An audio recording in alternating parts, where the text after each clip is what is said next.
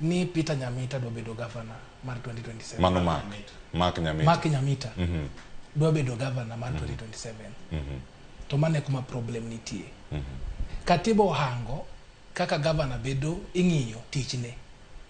Wajumbe nyalo ng'iyo tichne, ginyalo luonge committees kata mar security ka nitiere wach moro amora motimo marach. Kopo ni nitiere ratiro moro moroche i county, katiba bedo chiwo grounds ma governor nyalo timo nade, inyalo thichi. Members of county assembly nyalo bedo kata mobilized. Useneno ka kata Meru kocha negi bedo mobilized magi thicho governor oko. To kanegi duogo Senate no chako hango grounds go maber mong'yo ni mais the ground momi governor go loko. Koro gima do wacho machuok Cleophas en kama. Siasa ma Migori en historical. To siasa mantiere kaen mar Kenya Kwanza gi Azimio.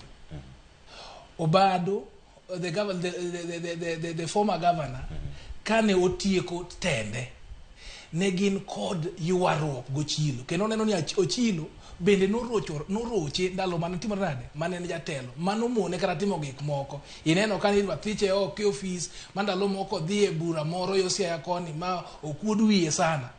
Koro neno ni amba tiko mara koro joge na nikech ng'iyo jok masani koro sandore gi governor gitenore kane. For example Mark Nyamita, honorable Mark Nyamita. Honorable Mark Nyamita en achiel kuom wajumbe mwadendo ni wajumbe motimore nade modhi kure modhi Kenya Kwanza matiyo gi sirikal.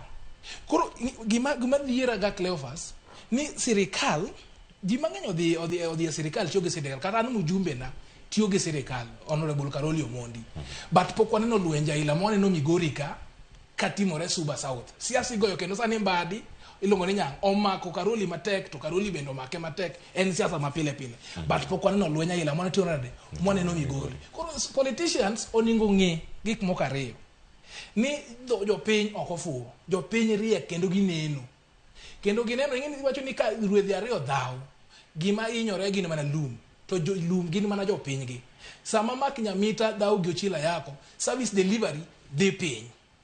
Lweny medore. To ka lweny omedore, ibro yudo ka dongruok. Gipako sani gipime gi Gladys Wanga. Gladys Wanga no piem gi John Mbadi. John Mbadi be sani koro osewere kata gi weche governor go. O seche moko nyalo duka 2032. Sani ong'iyo mana Suba South. Pok aneno any other politics matimore sani. Politics sirikal oketo. Ni onego yawre after how long? Koro kwanyalo ng'iyo weche gi maber, mong'i ni sama kama imiyawe politics, to wabro dhi maber. Mogik. Cleophas.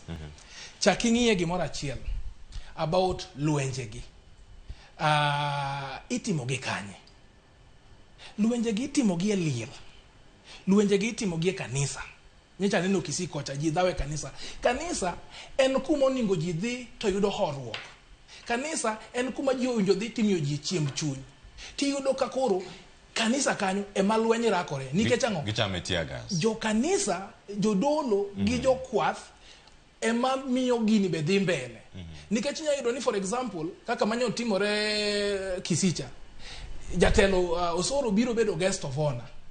Tiyudo ka mbunge makanyo timore nade obedo sidelined. Ilongo nade mbunge makanyo timore nade obedo sidelined. Koro Kibagendi obedo sidelined. Koro in that situation ineno ka embe nikech my constituency mare odwa nyiso jogi ni okan nikech ka gidhi kocha gidhi wacho ni ng'ano kotimore nade okotiyo wane mabiro ka iyudo kodhi timore nade odhi rakore. Kasto kan ineno kane weche tek jadolo chung' malo ni wan gi mwadwaro en pesa. Kitino nade ka onge pesa timore nade.